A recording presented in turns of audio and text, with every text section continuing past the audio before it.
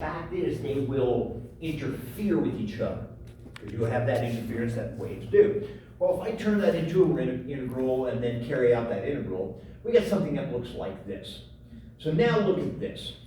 Here I have this function. Here's a spatial distribution of my wave coming out of the oven after all the velocity has been selected. Here, the width of that block that I showed you up there, that square up here, this width I selected was 0.01. So anything greater than k plus 0.01 is cut off. So that's what it looks like. So now look what happened. Look what happened to the wave. Where it was completely unknown is where it is. Now it has become more localized.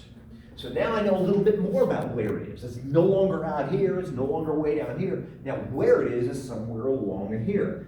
But I don't know exactly how fast it's going. It's only somewhere in this range. So let's do this. Where I had my block coming out of the velocity selector that looked, like this, let's make this range, selected range, 10 times larger. If this thing is 10 times larger, I have 1/10 of the information about how fast it's going. Here, I know it's going somewhere in here, I don't know which one it is. But if I make it 10 times larger, I have 1/10 of the knowledge of that. Well, if I change this 0.1 or 0.01 to 0.1, look what happens to the wave. It becomes 10 times more localized. Now I know 10 times more about where it is, even though I know 10 times less about how fast it's going. And let's do that again. Let's take this thing, instead of making it 10 times larger, let's make it 100 times larger. So we'll do that again. So I'll come down to the third one. Well, I've overlapped them all, obviously. And make this just 1. That's 100 times larger. Now look at where it is. I know 100 times more about where it is. This is the frustration in Heisenberg uncertainty principle in dealing with waves. I can know one, not the other, to any degree of precision. The more I want to know about one thing, the less I know about the other. And there are certain correlated things that do that. Position and momentum are one of them, as demonstrated, but also energy and time is another one. That's why in spectroscopy, you get kind of broadness of peaks. The broadness of the peaks is partly quantum mechanical, because if I have an excited state lifetime, if that uncertainty of how long it stays up there is large, and the wave gets longer, things like that. So that's the nature of the Heisenberg uncertainty principle. And it really comes about is just simply treating the world as waves. So what we do then, here are expressions we saw when we were doing probabilities. It said, what is the average squared deviation? So we were going to call this, where we had this x squared average minus x average squared, if you remember doing that, times the square root. We will call this the uncertainty in position. Or we called it a root mean square deviation in quantum mechanics, it's called the uncertainty.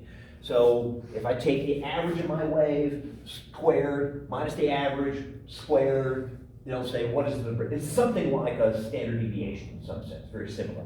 We can do the same thing to the momentum, and by the Heisenberg uncertainty principle, it says that the uncertainty in position and the uncertainty in momentum multiplied together must be greater than or equal to a constant h bar over 2.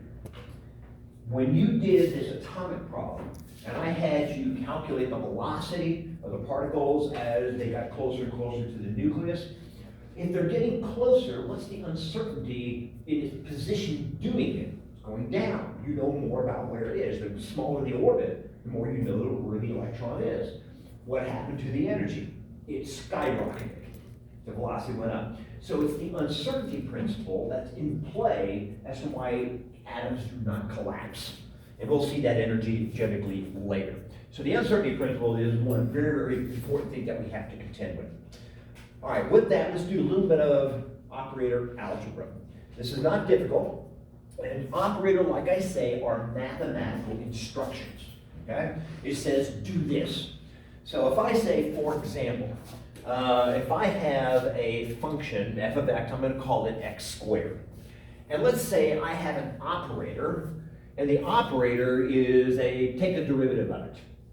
Well, if the operator is d dx, the function is f, I just simply says take the derivative of that function. So it's the derivative of x squared, I get 2x. So that's an instruction, do this, all there is to it. Algebraic rules are not difficult. If you have an operator that operates on a function, is what this term we use, produces some value a, and I have another operator that operates on the same function, it gives me a value b, then the two operators added together will produce a plus b. They add together just like numbers and functions do. Multiplication is different, and it's significant. In multiplication, how or the order in which you do things matters. So I have in my multiplication, I have two operators. I have a second derivative operator, and then I have a first derivative operator I denote by f and g. So I consider the function, I have a function here of 5x to the fourth plus 2x squared plus 3. All right. I do this in turn. I say I operate with f first, and then I operate with g after. In other words, do the second derivative first, and then do the first derivative of the result. So I take two derivatives of this function, and I end up, if you take that, you get the 20x cubed, do it again, you get 60x squared plus 4. Then I do the second operator, take the derivative another time, and I get a value of 60x squared plus 4, or 120x. Just a set of instructions to do. Now let me reverse the order. If I reverse the order where I take the g, take the first derivative first, and then take two derivatives of the result, I end up getting the same value. When that occurs, when I flip the order in which I do the instructions, if I get the same value, or the operators are said to commute. Here's the physical significance of this. Operators, like I said, mentioned earlier, will be associated with kinetic energy, potential energy, momentum, angular momentum. If the operator for one item and the operator for the other item commute, that means the order in which I do the operators doesn't matter, that means physically I can walk into the lab and measure both of those quantities at the same time to any degree of precision that I want. That's reiterated down here below. An example of this, where I just showed from the Heisenberg uncertainty principle, says, the more I know about position, the less I know about the momentum. Well, we're going to have a position operator, we're going to have a momentum operator. You're going to demonstrate this in the homework, which I'll go over a little bit. The position operator and the momentum operator do not commute. The order matters. So that when that happens, I can't measure any two variables, in this case, position and momentum, at the same time. So that tells us when we're going to be wasting our time in the laboratory or not. So here's another example of this. Let's say that f now is the operator sine of x, and the g is the same operator, take a first derivative. So I'm going to do a function. I have a general function, I'm just going to call it f. This is how the homework will go as well. So I'm going to operate with the f operator first, multiply by sine of x, and then I'm going to operate the g operator second, take the derivative. Well, multiplying by sine of x, of course, just gives me sine x times f. Now, if I use the g operator and say take the derivative of it, now I have a kind of product rule. I have the first times the derivative of the second, or sine squared of df dx, plus the second times the derivative of the first, which is f times cosine x. All right? So there's the order of operations. If I reverse the order, do the derivative first, and then multiply by sine x. So now I have the g here first, then the f, so it goes from the inside out. Do this one, then this one, go backward from the left, from the right to the left. So this becomes this operator f times the derivative df dx, and then these f is just multiplied by sine x, so I have df dx times sine of x. This quantity and these quantities are different. So whatever that operators represent, quantum mechanically, I can't measure them simultaneously to any degree of precision. This quantity here is the differing factor, and it's called the commutator. In quantum mechanics, all the commutators in quantum mechanics are IH bars. You will find out in the homework. Okay? So the order does matter. All right, these again are quantum mechanics operators associated with physical properties. Commuting operators would be simultaneously measurable. That's your key point to bring out of that, and that's our test. Here we go. All right, then another example of this is eigenvalue equations. This is a case of an operator, but it's a very special case. An eigenvalue equation looks like this. I have an operator, operates on a function, and it returns back to me a constant, not a function, a constant, multiplied by the function back again. My h psi is e psi is an example of an eigenvalue equation. This is an operator. There's my wave function. It's going to get an energy. That's a number. That's a value, not a function. It gives me an energy, and I get my wave function back again. If that happens, that means I can go measure that energy. It's something that is measurable to any degree of precision. So we have a couple of examples of this. This follows a couple of the homework problems. Demonstrate that the function of the sine of 2x is an eigenfunction of this operator. In other words, if it's an eigenfunction, you're demonstrating that you will get back a constant and the function back again. All right, so the eigenfunction of the operator is take two derivatives and then change the sign. So for sine of 2x, if I take two derivatives, so negative d2 dx squared of my function, so that's the operator on the function, I break that up, it's at minus d dx, and there's my first derivative. If I take the derivative of just this part right here, here's my minus d dx, derivative of this is 2 cosine of 2x. Then the function says do it again. So if I take another derivative of the 2 sine, the 2 comes out, there's my negative 2, negative and the 2. The derivative of cosine 2x is then minus 2 times the sine of 2x.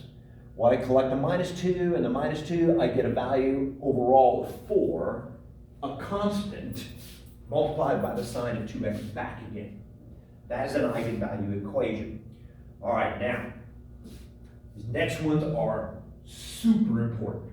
Super important. You will see why it's going to save you an unbelievable amount of work. There's a case of Hermitian operators. Now I'm going to use a new notation just for simplicity purposes. A Hermitian operator has this property. I'm going to have an operator operating on a function. Then I take that result, operate on the complex conjugate of the same or another function, okay? And then integrate. If that is equal to this operator operating on this first, then multiplying by this, so that's doing here, integrating. If these are equal, all right, it is said to be Hermitian. Now, when we do quantum mechanics, this is how we're going to do it. When you did probabilities, you had, okay, remember I said, how do you calculate an average? Well, you said take the average, I remember I threatened to turn you into business majors. You said take the average, multiply by a probability, add them all up. In quantum mechanics, it looks like this. The probability, as we will see in quantum mechanics, is the wave function complex conjugate multiplied by the wave function. Okay? We saw that when you have complex functions, you have to take the absolute square. In other words, take the complex conjugate, multiply by the function, you get a real value. This, in quantum mechanics, is your probability. So to do the average of anything, you're going to do it in this way. You will see this more as we go on, okay? You're going to sandwich. So if I wanted an average kinetic energy, I would put the kinetic energy operator between these two things. I would operate, multiply, and integrate. You're going to do this a lot, so don't worry about gathering it all right now. Shorthand notation is this. An integral, this is called a bracket notation, and I've done this two ways in the notes. Anything to the left of this line here, that's a complex conjugate, so that represents this. That's the only symbol I could use. Then you have an operator operating on this function here, and the bracket means integrate. So this is this right here, where I have this complex conjugate to the left of the vertical line. Then I have the operator, I have this function, integrate. Over here, it says take the operator, operate on the complex, so that's the left of the vertical line, then multiply by phi, that function there, and then integrate, okay? So we will get used to that, and you'll see how that goes. If, I have a couple proofs here, but running short on time, I'm not gonna go through in detail. If an operator is Hermitian, and all quantum mechanical operators are, two things we know. One is that, let me just give you the summary down here, because I want to go over on the homework. The first thing that's important, where did I write that? By the way, all these broadcasts are done over to the right. Oh, here, right here. For operators that are Hermitian, the eigenvalues, remember the eigenvalue equation, the eigenvalues will be real. That's important. You can't measure energy and have it be complex or have an I on it. You can't measure momentum and have an I. So whatever value you measure, it better be a real value. So that's one thing. This one right here is a little bit vague at this point, but you will see it. It says that any two functions associated with a property are orthogonal. Here's how this is going to come out. You will see it later. I'm trying to give you the proof within the argument here. If I solve a quantum system will have multiple equations for waves. What you will find is that the waves are independent of each other. Orthogonal in geometric space is, think about an x, y, and z coordinate system. X, y, and z are completely independent of each other. That's said to be orthogonal geometrically. When you talk about functions, if two functions are orthogonal, then they are independent of each other. And we will find that we're going to have systems where we're expanding in infinite series, and we're going to have tons of stuff, and we're going to be able to just wipe out a whole bunch of those things and set them to zero. We'll get to that, but it's a little obscure, but I want to just set the foundations here. And then finally, before I look at the homework within here, just as in classical mechanics, we have to come up with a set of postulates. The postulates of quantum mechanics are as follows. They're kind of a reduced set. These are ones to know. First off, the state of a quantum mechanical system is defined by a wave, which we call a wave function. That'll tell us everything there is to know, which must be, these are the criteria. It has to be continuous. I cannot have an electron doing this. It's up here at one point and suddenly down here. It has to be continuous, so the wave function has to be continuous. It has to be finite. There's no such thing as infinite energy or infinite position. It has to be continuous, finite, and single value. That means I give one position, I get one value. One momentum, one value. I can't give one position and get two values for a wave function. That tells you the thing is split into two. Well, there's none of that. And the wave function contains all that there is to know about the system. We just need to know how to get it out. How do you get it out? With postulate number 2. If I have the wave, that's what we're going to be generating. If I want to know where that wave is, I'll operate on it with that operator. If I want to know what the momentum of my wave is, I will operate on this operator. If I want to know the kinetic energy, there's my h bar squared over 2 m second derivative. I will operate with that. Total energy, so forth and so on. So everything I want to know is contained in an operator that operates on the wave function. So that's how we will get information out of it. And these are all the operators within here. Number 3, the measurement of a physically observable quantity. Is it something that I can measure? Will be an eigenvalue equation. So that comes back to this. If I get a constant, multiplied by the wave function back in, I can go to the lab and measure. If I don't, forget it, I don't even try. Right? Tell me whether I'm wasting or my time or not. And then finally, in postulate number 4, then we'll look at the homework. The wave function psi star psi here, squared, often written, by the way, this way. That means exactly the same thing. This is interpreted, this is called the Copenhagen interpretation, because it's still being debated. It's interpreted as the probability density or probability per unit space. Remember when we were looking at probability functions, the first thing we did is to normalize them? So in this case, we will make sure when we solve a quantum system that integrating over all space for a wave function psi star psi will be set equal to 1. So just like we normalize probabilities, we're going to be normalizing wave functions because that's what they are. Okay? So there's a little bit of rules on that. Let's take a look at the homework. We get started on this. We'll do only number 4. All right, sorry, only number 5. Number 5 says first, I got A, B, C, D, E, F, G, W, H, I, J, right? So I got to derive the commutator of the operator d2 dx squared and x. Now this is, I've written it this way, comma x. This is going to be on a function, so you will do this. You will operate with these two operators in one order and then do it again. So you'll do a d2 dx squared of x times f. And then after that, you'll do a, let's see, well, you'll have x times d, well, let me just, sorry. So you're going to operate x first and this. Well, now you're going to go to d2f dx squared and then multiply by x. So one, you multiply by the x first and then take the derivative, and the other one, you take the derivative first and then multiply by x. The things that are different about that is the commutator. So it's just a little bit of practice, easy thing to do. In B, I want to find the result of operating on the function e to the I theta with this operator. So there's an operator, which is a set of instructions. Do those instructions on e to the I theta. Remember to do the instructions from right to left.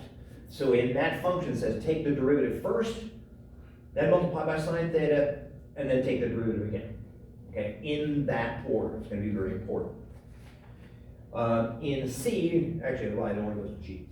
In C, determine whether or not the function ax e to the minus alpha x squared is an eigenfunction of the operator. In other words, you're going to take a d2 dx squared of, it is what I say is ax e to the minus alpha x squared. Execute this. If you get a constant, multiply it by the function back again, it is an eigenvalue function. It is an eigenfunction of that operator. In D, the energy and time are conjugate variables, as are x and p. Use the energy and time operators to evaluate the commutator and show that they obey the second postulate, which is minus I. So you're going to go to the position, or energy, energy and time. So you're going to take just a function. Here's your kinetic energy operator. Oh, no, I'm sorry, that's the right one. Energy and time, yeah. So you're going to have this total energy here. So here's the energy operator, IH bar ddt. There's the time operator, t. So do a commutator. Take a function, do this first on it, then multiply by t. Then take the function again, multiply by t first, and then do this. Do them in different orders. And you should get, all quantum mechanical operators, you should get minus I h bar as a commutator. Just verify that. None of these are very difficult, but just kind of, get the scheme in order. In E, an eigenvalue equation has this particular form. You have a d dx of a function is minus c times that. From that, obtain the general form of the eigenfunctions for this. In other words, solve this differential equation. We're using terms, things you know, but the terms are getting different because we're in quantum mechanics. To do this, what we'll do is a separation of variables. It's a simple, single, differential. So what you'll do is you'll do a d psi over psi, and on the right hand, you'll make minus c dx. You see what I did? I brought this down, I brought this over, separation of variables. Do this integral in general, do this integral. This is going to be naturally the log of psi. The right-hand side is minus cx plus a constant, which I'll just call constant. Okay? So I just did the problem. So what do we do? Set this up, do the integral, find this result, and then you can just solve that for a side. Just getting you a little warmed up for doing the things we're going to do. Finally, in F, or we'll find it, determine which of the following are acceptable wave functions over the defined limit. Remember, the wave functions have to be finite, single valued, and continuous. So in the range of 1 over x, from going in the range of 0 to infinity, that's illegal because at 0 it goes to infinity. So that's not a viable wave function over that range. That's what I'm looking for, okay? Then you have a hyperbolic sine. I'll let you just plot that in math and see what it looks like so you can find that one. The x cosine x, just see which ones fit the first postulate. Just evaluate those, look at those. And finally, show that the momentum operator is Hermitian, and I gave you a wave function there. The momentum operator is this, minus IH bar ddx. And so what you're gonna do is, it's a little bit more difficult, just take a stab at it. I'll help you, we're just a little bit out of time. But do an integral of, the wave function I'm gonna get is, I'll make this 1 over 2 pi e to the minus I kx, then you have minus the momentum IH bar ddx e to the I kx dx from 0 to 2 pi. So that is one way. So here's this smashed it in here. If it's Hermitian, this will be equal to 1 over 2 pi, integrals from 0 to 2 pi of minus IH bar ddx of e to the minus I kx e to the I kx dx. So do this integral if they are equal to each other. See it. Notice I did the complex conjugate over here of the function. So here I take this derivative here, then integrate. Here I take the derivative on the other side, multiply, then integrate. See if they're equal to each other. This will be a little bit more challenging. I will help you all to get you going through that. But that's just the one. Sorry I took you out a little later, but I want to try to get through all of those. I know it's kind of fast, but I will help you.